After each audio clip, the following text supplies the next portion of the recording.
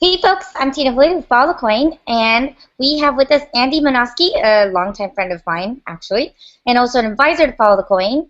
Andy, please introduce yourself. Sure, my name is Andy Manoske. I'm a senior product manager at AlienVault, where I help manage our AlienVault Labs research team, as well as focus on strategic initiatives coming out of that, and our threat intelligence roundtable called Open Threat Exchange.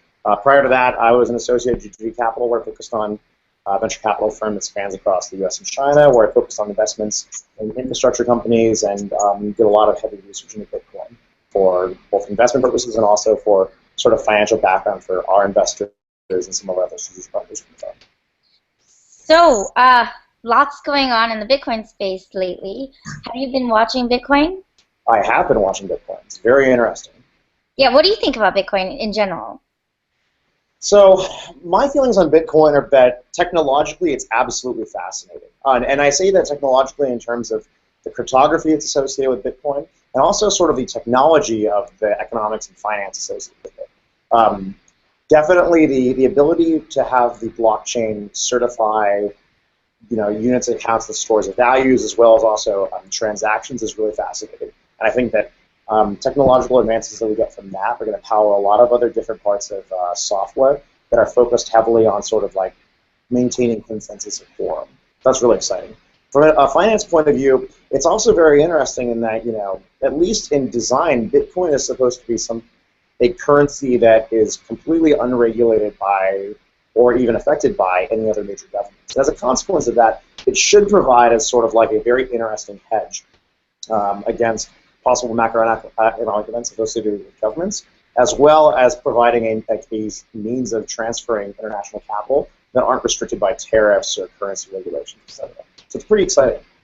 I think it's interesting to see Bitcoin because it's an international currency and it's global from day one. You don't really have that, and when you've got governments, that's actually an interesting topic of discussion today because the BitLicense's revision is finally public again, and right about on schedule, a little bit behind schedule. They had said January 2015, and now it's February 2nd. But it's out there. There's another 30-day comment period now. And what do you think about the revised draft? I guess.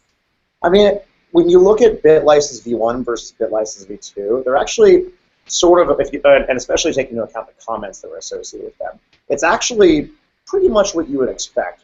So the revisions associated with, for example, exempting software manufacturers that use Bitcoins or other cryptocurrencies, exempting gift card manufacturers who are using those kind of currencies, and as well as exempting anyone that's using Bitcoin for a non-financial purpose. That sort of is on point. I mean, again, though, one of the primary concerns that I have as someone who's very interested in the security behind Bitcoin and a lot of the other issues around it is that unlike other currencies, there is no way to ultimately certify the identity of people that are transferring Bitcoins. And it's one of the key components of how Bitcoin and other cryptocurrencies work is that all of the users are anonymous. So when you think about whether it's BitLicense or FinCEN certification of Bitcoin, these require effectively the management of an external ledger, which structurally you don't necessarily have to have, but at the same time could leave you in an actionable position as a company. So we really need to figure out how they're going to deal with that, and I think one of the reasons why we haven't had a way of dealing with that within BitLicense is that it's such a difficult question to answer. I mean, how do you incentivize people to jump completely out of their way and go against the kind of foundations of that entire currency to maintain this kind of traditional ledger? That's something that we really have to figure out from a regulatory point of view before this gets implemented. Well, I think that's what a lot of people argue is that's the proponent of BitLicense because it's anonymous. There's a lot of the anarchist side of things which doesn't actually want government interference. Absolutely. Which in some ways is a lofty, approach to Bitcoin or anything to do with money transmission or like a value statement of currency, right? Even if you're just supposed to talk about BitLicense, not necessarily as like a strict currency. Right. And then as a technology. But then, on the other hand, how do we stop people from scamming people? And it's kind of a fine line. I mean, in an idealistic state, what is the best way to approach this from a security standpoint, you think? Well, I mean, when you look at sort of secondary markets associated with Bitcoin right now on the dark web, so, and these are, of course, do not condone the usage of any of these websites at all, but like Silk Road and the variants of that, and Grams, a lot of these websites that provide a black market effectively for goods, scams bubble to the surface as a consequence of user feedback. So very quickly, users will say, "Hey, I tried to purchase X thing on Y.onion website, and I found out that it didn't get delivered to me." And once that user feedback bubbles up to a significant amount, I mean, the credibility of that agent who is promoting the scam becomes so low that no one wants to ever do business with them. So it's kind of like the free market answer to it. But at the same time, you have to accept the fact that there isn't really like right now there isn't like a certification for that. There's no like Angie's List for people that sell Bitcoins yet. And until that exists, it's going to be a lot harder to have the free market kind of have its impact immediately represented in terms of whether or not this is a scam or not. Well, I guess it's an interesting conversation to have because there's a company this week that actually just got quite a bit of funding, actually. Bonafide. Bonafide, have you heard of it? No, I haven't, actually.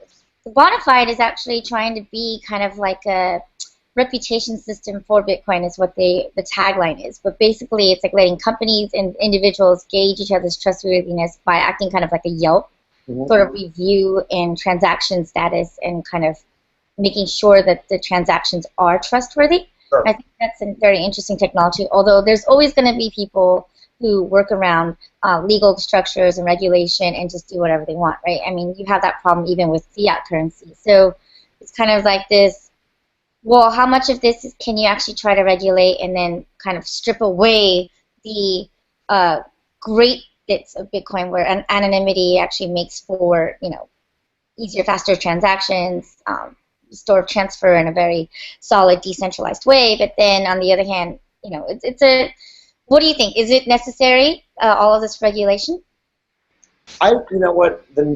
Whether or not the regulation is necessary is, I think, a really serious question. It's one that I personally haven't answered myself. I mean, in the course of what I do for a living, when we do research on threats like state-sponsored hackers, organized crime, etc., Bitcoin is frequently used as a means of transferring funds, right? And so the people that we sometimes see on a daily basis, these are bad people. They're doing very bad things.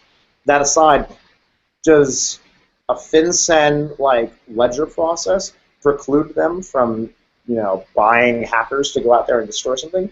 Not necessarily, or even really not at all. So I think that the real question that I've really made up my mind on is that whether or not those regulations can even really be enforced.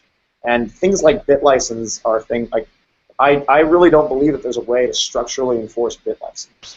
Well, now, I mean, the technical tiny print is saying that licenses are now required by Section 200.4 to submit the names of any individuals who have access to any customer funds, whether denominated in fiat currency or virtual currency. And apparently, it actually has an estimation of the cost of applying for a licensure in New York State if you're going to actually do any business that touches New York State or New York State citizens. Yep. And that amount is priced at like $5,000, which is nuts for like a startup. And I mean, that's a lot even for a yearly expenditure for a company that's funded, I think. So it's kind of interesting. And then, I don't know, there's a lot of discussion around what is actually encompassed in the term not used for financial services. I mean, financial intent. Wouldn't investment be considered as financial intent? I mean, yeah, like you would have to buy into Bitcoin, right? You have to buy coins on a wallet, and that is a financial transaction in itself. But I mean, even going back to your previous example, one of the things to consider is the fact that, you have this framework that's very expensive, and you have to go through all these regulatory hoops to kind of get there. How would you enforce that? Like, let's say that I'm supposed to expose myself and associate myself with my wallet. I don't necessarily, if I was say someone who's trying to get around that law, right? The only way they could really assign agency, which is to say that I am in control, ownership and control of my wallet, is for them to log into my wallet. And under some pretty recent, I think it was in 2011 Supreme Court rulings, it's been found that you divulging encryption keys is tantamount to violating the Fifth Amendment. Oh, really? Yeah, so there's no real reason why, like, even if, like, say, you had, like, state authorities tried to go out and say, make a case that I was violating that law by engaging in like activity that should have been licensed under a bit license, and I did not have a bit license. For them to prove that that was the case, they would have to have my wallet and be able to, like, look at that actual transaction. But if I don't give up that encryption key, well, good luck getting a quantum computer and breaking that encryption. And it's become so hard to institute and enforce that law that I just question why it should exist. But that's just me. Yeah, it is kind of a confusing thing. I mean, there's also people who argue, like, okay, well, what if you happen to not be a New York citizen, right, and you're transacting in Bitcoin, and you happen to be crossing into New York, and you suddenly need to buy some Bitcoins for, I don't know, hedging or day trading or, a multitude of reasons, or you just want to transact. Are you suddenly in violation of the law just because you have Bitcoin in your phone, for instance, in a mobile application way? Are you in trouble because you bought a muffin or a croissant with the Bitcoin in New York State and you forgot? I mean, it's kind of an interesting gray line. And you know what? Those are great questions. And these lead to a really scary question, or not scary, but just really impactful question, which is that if any other, like, federal law comes into play that takes precedence or focuses on aspects of bit license and makes different rulings, that federal law will outmode anything that's actually in bit license under the Supremacy Clause of the Constitution. Because this is a federal issue. Whenever I transfer anything over state lines, under Gibbons v. Ogden, this is something that would be referred to the federal government, not state government. It's the same reason why, for example, when you have child pornography cases, when you have hacking, the FBI gets involved, not just the local authorities. No, that makes sense. I mean, it's going to be, well, Benjamin Lawsky, like the superintendent, it's actually something that's kind of an interesting story in itself, his entire career, right? And I mean, he's coming out as saying, Bitcoin is great because it's been able to disrupt finance and fintech for the first time in a long time. And then that's arguably great that he's a proponent for that. But then, I mean, when you start creating a position for yourself in the New York State Financial Department, and then you're not even going to really maybe be in the public sector next year, but then you're leaving this legacy bit license, which basically kind of, in some ways it's lenient, in other ways it's like kind of like, well, let's pick a controversial topic like gay rights or abortion, and there's so much wiggle room for each state to make its own jurisdiction, and then it's like, oh, in Texas they're actually saying things like, if you're late term, you can't actually abort a child anymore. So what if you just arbitrarily start putting these weird benchmarks that, don't necessarily help, I guess, innovation? Sure. I mean, at the end of the day, this is going to happen for every new type of technology. This happened with the internet when we started to make regulations around pornography, around hacking, around, like, activity that individuals engage with online. And Bitcoin, just like anything else, that's kind of this new, present, very disruptive technology, it's going to have sort of a regulatory tussle between what should we regulate and how can we regulate it. Yeah, it's going to be fun or interesting to watch. There's discussion that everybody's hoping that some states will come out sort of in response to New York and not necessarily in favor of New York's, bit license draft and licensing, I guess, efforts. But rather that, like, Colorado or California or Texas might come out and be a bit more pro bit license and come up with something that's a bit more lenient. I mean, do you see that occurring?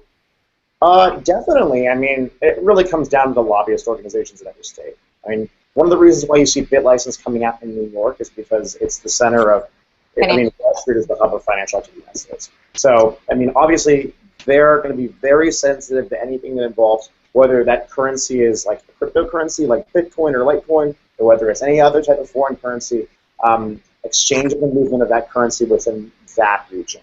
Now, other places that have different lobbyist organizations, different kind of like goal, like perceptions of how you create innovation, and different kinds of, like, a different type of tech sector, like California or like even like Austin, Texas, they might come to different conclusions. We honestly won't know until sort of Bitcoin gains a little bit more adoption to the point where more legislators have to start caring about it and start figuring out what to do and how to put their hands around it or how not to. Yeah, it's going to be interesting. I mean, Coinbase is taking a pretty, well, there's two companies in particular that are already taking extremely conservative measures, I think, when it comes to compliance and regulation. That would be Coinbase and, drawing blank, Jesse Powell, Kraken.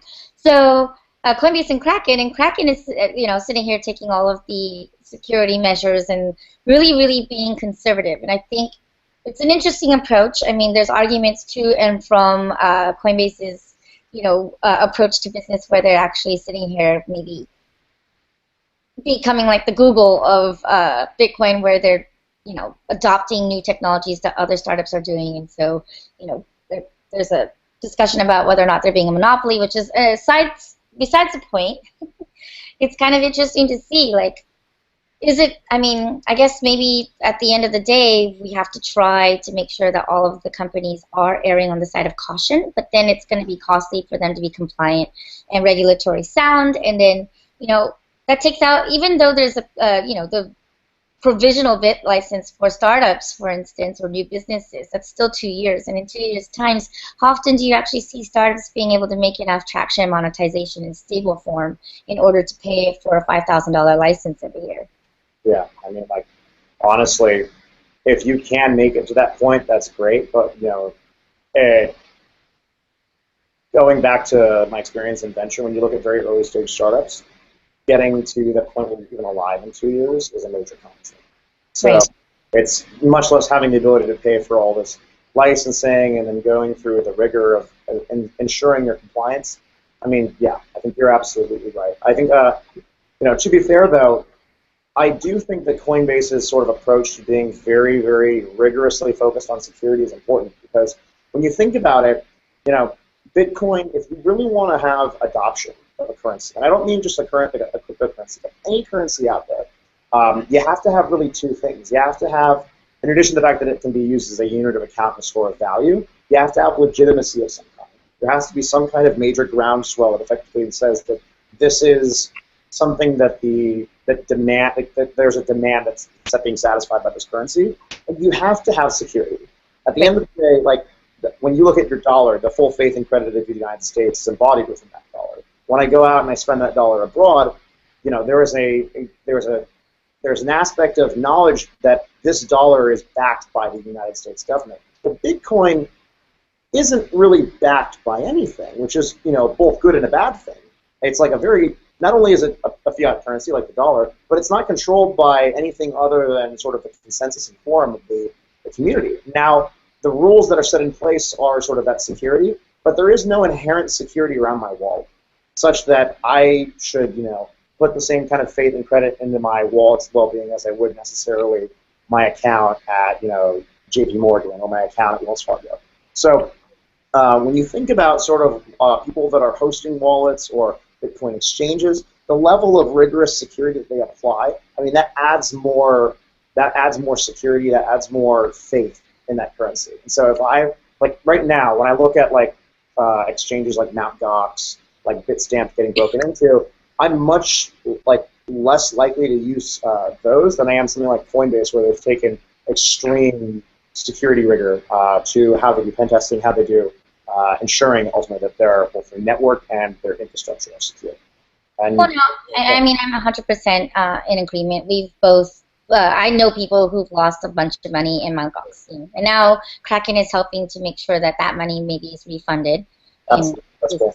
But then also it's kind of like, well, where does that money have to come from? And it's like, I mean, in an ideal state and world, you wouldn't have to deal with bad actors. They would just know that that's not helpful to the ecosystem, and maybe can just be something that helps and supports the ecosystem grow rather than inhibits and gives it a bad name. But you can't really stop criminals from doing what they want to do, right? So what do we do? I mean, and then sometimes it's like, okay, I mean, innovation, it's all kind of a big discussion point, right? Like today, Ross Ulbright also got indicted in Silk Road, and it makes you think. Like, I'm sure he was thinking he's being innovative and maybe hoping to make sure that maybe violent, drug transactions won't occur in person. And so it's kind of, I don't know, it's funny. I guess if you think about it from a pure entrepreneurial standpoint, Bitcoin is wonderful. Like, you can have a currency that is borderless.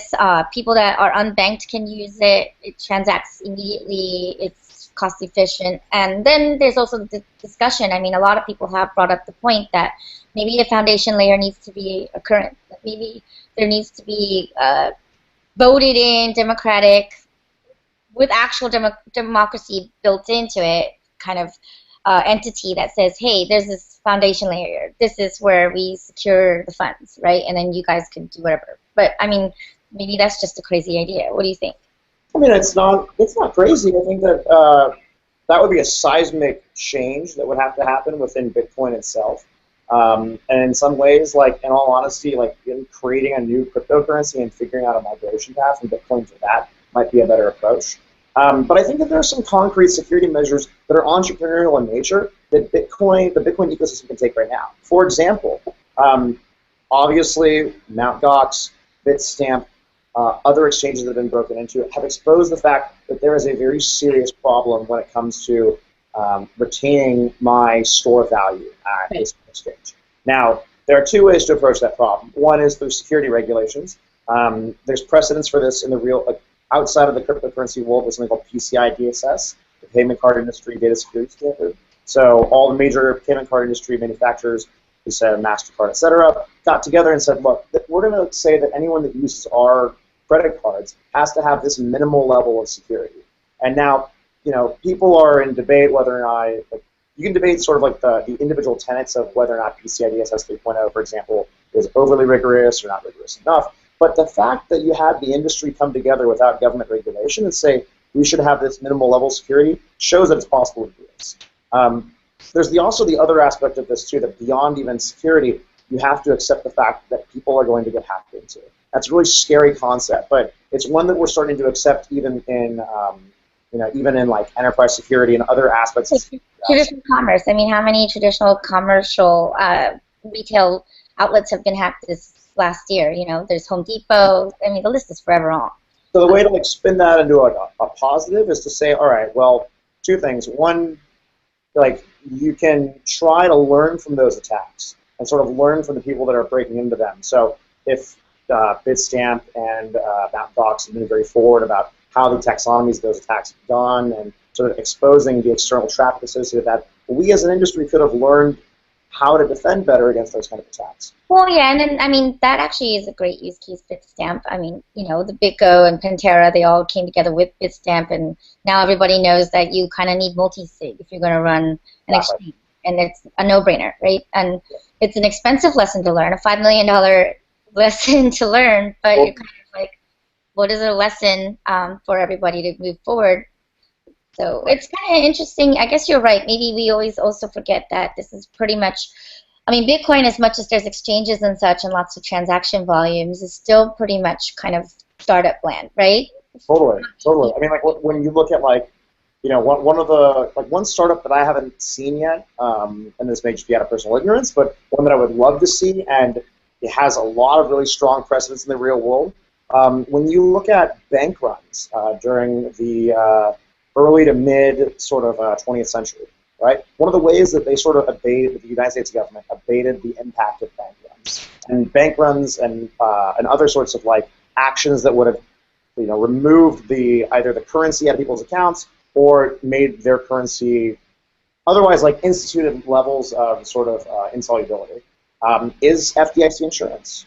So the Federal Deposit, having sort of an insurance agent such that if a bank was broken into and they got robbed, or if there was some kind of other significant macroeconomic event put in place such that people know that a certain amount of their holdings are insured, or federally insured, is really important. And now, obviously, Bitcoin's not backed by a government. There's no federal agency that's going to be able to insure your stuff.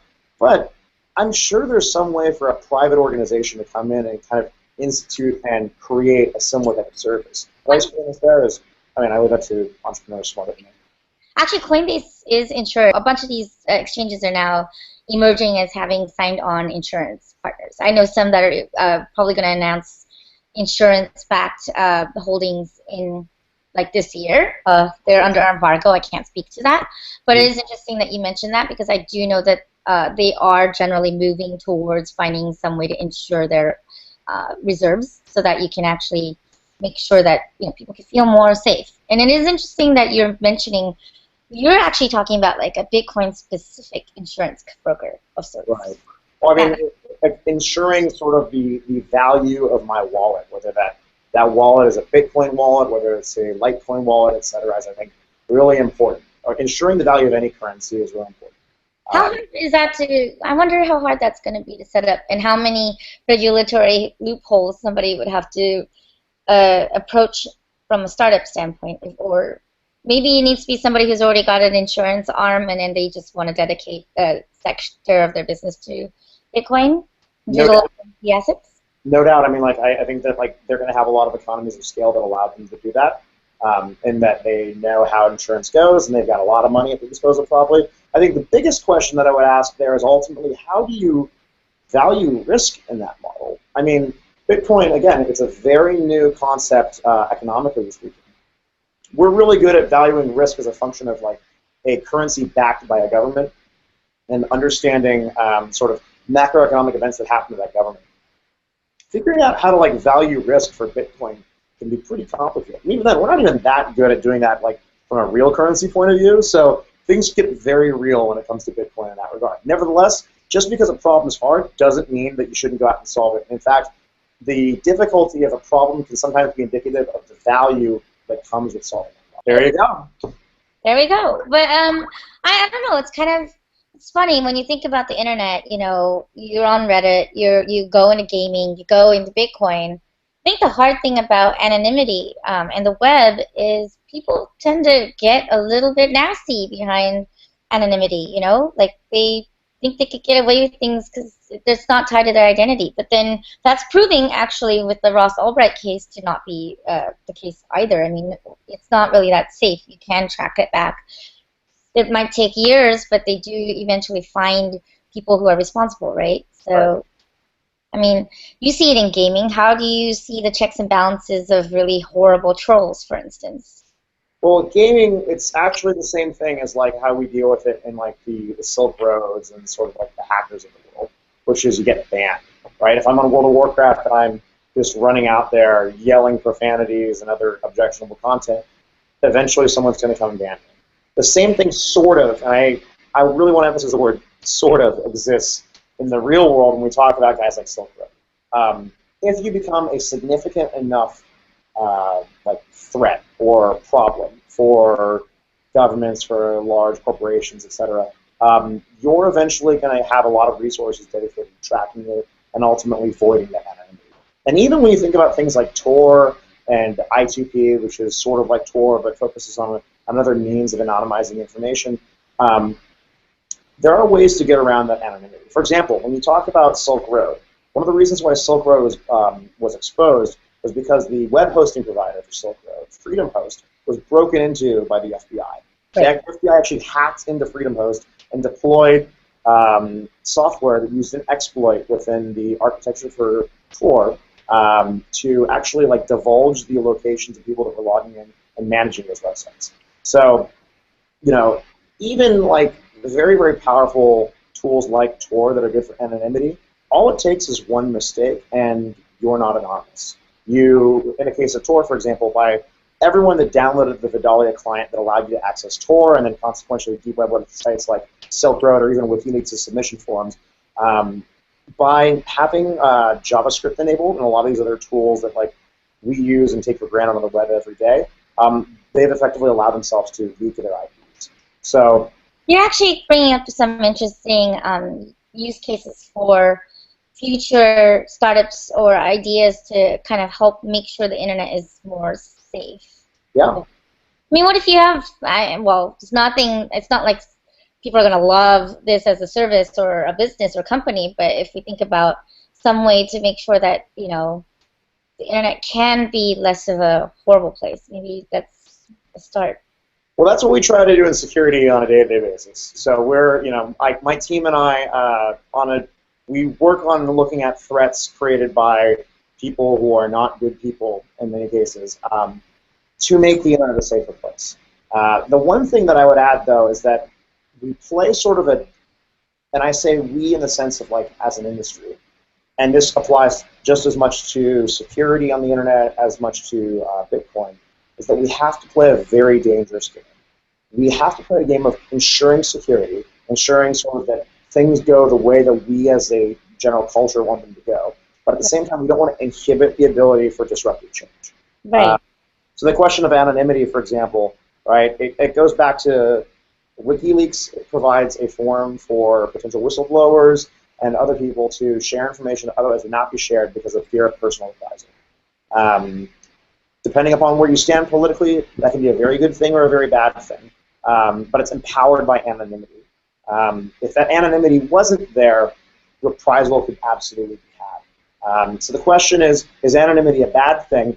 There's a lot of really good examples for good, and there's a lot of really good examples for bad. And in general, we haven't kind of like figured out as a society how to make up the answers to those questions. The same things with Bitcoin, right? There's a lot of really good things about Bitcoin. There's a lot of really bad things about how people use Bitcoin potentially. The question is, what decisions can we make such that we can navigate the bad and help empower the good? Well, another question, I guess, this comes from the VC background that you came from. How do you see, like, how do you think VCs or investors are viewing Bitcoin from a long-term, investment, I guess, outlook? And with the, emergence of things like the NYDFS's bit license, or talking about, seeing people who are scamming people, and then people who are trying to do things the right way, and then where does the VC world see wiggle room for innovation versus compliance and regulation and being a sound business? Is that important? Is innovation more? Like how is that viewed? So I think that the core thing to remember whenever it comes to questions about venture capital is that venture capital is a business. And when I say it's a business, venture capitalists are professional money managers who deploy investments from their own investors, limited partners, into companies in the form of ownership, with the idea that eventually that company, those holdings are going to liquidate. And they can sell those holdings to someone and return a significant enough profit to make their own investors happy. Given that, the core question that I think most VCs are asking when it comes to Bitcoin is, what is the liquidity opportunity there? So Coinbase is getting really big, and it's definitely with good reason. The company is doing fantastically well. The team there is doing a great job. The question that comes as more VC money flows into that company is, okay, well, if this is what's going on, if you guys are going to be big, I need the according outcome to be, X times bigger. If I'm investing in your company for $30 million, and at like a valuation of like $100 million, you need to sell for at least $300 million for me to get a minimal amount of returns to make my investors happy. So I think that a lot of the VCs are probably asking the question of, what is the liquidity opportunity for guys like Coinbase? And when you think about it, there are really three different classes of venture capitalists. There's like sort of the super angels, or angels who are managing other people's money. With that smaller group of people, there's sort of a direct correlation with the idea that those people are okay with waiting for longer outcomes, with taking more kind of, like, I would say, bet the farm kind of bets, like big bets that are based off of like big shifts in our economy. And that's a good thing in the case of like companies like Facebook or Uber that kind of like have definitely changed the world and like are accordingly rewarded with the valuations like with that. So those guys have already thrown their weight behind Bitcoin in a lot of different ways, and in a really strong way. I mean, guys like Boost VC, big angels that have been throwing money into Bitcoin, etc. There's now the Series A, Series B, early stage investors, institutional investors, firms like, say, Sequoia, firms like Kleiner Perkins, and other kind of like early stage dedicated firms like First Round Capital, who are looking at these kind of areas. And now they've got to think about this other dimension, which is, well, we have a lot more other investors, and they have these limited partners that are investing in our company, they have a perspective that they need a return of this capital by X period of time and have a minimal return of Y. So they're going to be a lot more focused on, like, how do I arbitrage that valuation that I buy right now and sell much larger? And, as things go on and you get beyond the Series A and Series B into growth stage investors, the amount of money they put in goes up, and the amount of returns that they expect also go up. So the question right now is, how can I get significantly high enough returns on my investment? How can I make sure that Coinbase sells as $1 billion company and sells in such a way that someone's going to go out there and buy Coinbase as a company and say, I'm going to throw down, $1 billion in cash or $500 million in cash and $500 million in stock, et cetera, so that those VCs can go out there and give money back to their investors. That's the biggest question that I think a lot of VCs have. So things like BitLicense, things like the FinCEN certifications. On one end, any type of regulation is going to be seen as hitting companies' OPEX, operating expenses, because they have to go out there and spend money and time associated with ensuring compliance and certifying that compliance. But on the other end, these are also indications that there is gaining legitimacy behind Bitcoin as a platform. Right. So there's sort of like the double-edged sword here that, okay, if I start seeing, for example, the federal government really seriously getting involved in the regulation of Bitcoin, what that means is that Bitcoin has grown such a groundswell that people have to answer questions behind it. So I think that most later stage, growth stage VCs are definitely going to be a lot more cautious than some of the earlier stage guys. But already at the seed stage, I feel like there's enough arbitrage opportunities, especially if Coinbase has enough capital to go out there and start acquiring other smaller companies. Right. Well, which they did in 2014. Absolutely. And if that continues in such a way that you have other kind of big vendors that have more liquidity and are able to go out there and buy companies for single or double-digit millions, I mean, as a seed stage investor, that's a very vibrant economic opportunity for me to turn my $250K to 2.5 million. And so it really just depends upon which stage of VC are you. Are you a angel or early stage investor, or are you a growth stage investor or a private equity investor? And that is going to, as things move forward, I think more and more of those later stage guys are potentially going to see opportunities to kind of deploy their capital in a smart way. But we really need to start seeing more large-scale exits to enable that to happen. I think it's that's legitimacy is actually kind of like the silver lining, right? It seems like all around the ecosystem, everybody's probably going, oh my gosh, this is actually terrible. Version 2, not much change. There's a little bit of wiggle room. There's a bunch of really strange little caveats, such as now licensees only need to preserve books, records, and media materials for 7 years, down from 10 in earlier editions, which is interesting as a topic and line item, just because, Bitcoin's only been around for, 5-6 years now, and it's kind of weird to think about, so all of the stuff that occurred prior to, 2017, we don't even need to look at anymore, or 2018, so it's kind of... Or even better, a good way to think about that is that there are similar regulations in SEC regulations. Mm-hmm. So broker trade deals, there's something called SEC 17-A4, which requires that you have to have records, and all the communications around those deals are held for 7 years. But held gets to be a tricky word. Do I just store it on a flash drive somewhere? Does it go on a tape drive? And even then, how do I ensure that data isn't changed? There's something called worm storage, write once, read multiple times. And so that ensures that the data can't be altered in any way, but I can read that data. Well, does that mean now that we have to have worm regulatory storage? That stuff is not cheap, especially not for startups. So figuring out the fine details around that the devil is definitely going to be there. The devil is absolutely in the details when it comes to any type of technology compliance regulation. And I don't think we've answered those questions yet, at least in this revision of the license. Well, but it is exciting listening to you talk about, legitimacy of the industry. I mean, it's like the latter half of 2014, beginning of 2015, we're all seeing this maturity in the space, right? There's regulation, people are actually going to jail or being tried for, kind of trying to take advantage of the system. Mt. Gox is actually being investigated with an investigative unit with Kraken to kind of get people's money back and figure out what went wrong there and how to actually track those transactions back. Blockchain got hacked. I mean, I got hacked. But you can't actually get your money back, and it's kind of as scary and wobbly and even overwhelming new legislation can seem. It is actually an indicator that Bitcoin might actually be here to stay. It might become legitimate. It might be the international currency of the future, right? Or the present, rather. So, I mean is that exciting? Yeah, it's absolutely exciting. I mean, there's this old adage about bank robberies that people wouldn't be trying to steal your stuff if it isn't valuable. So I think Haters gonna hate, and they're only gonna hate when you actually are doing something right? Yeah, they hate us because they ain't us. Everybody keeps quoting the interview lately. What can you say? I'm gonna go watch it. Sounds good.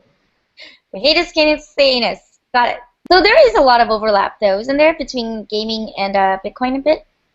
I think that there's the opportunity for that. Certainly with the idea that if Bitcoin becomes a medium for empowering sort of this movement of microtransactions and games. I mean, one of the really good parts about Bitcoin is also one of the parts that makes it the most hard to regulate, which is that tracking that Bitcoin, as we said, is very difficult.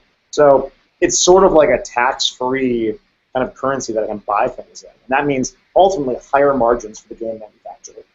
The problem that comes with them in using that currency are the same problems that I think you would see if you're any other public company, if they're public, which is that they have to disclose revenue.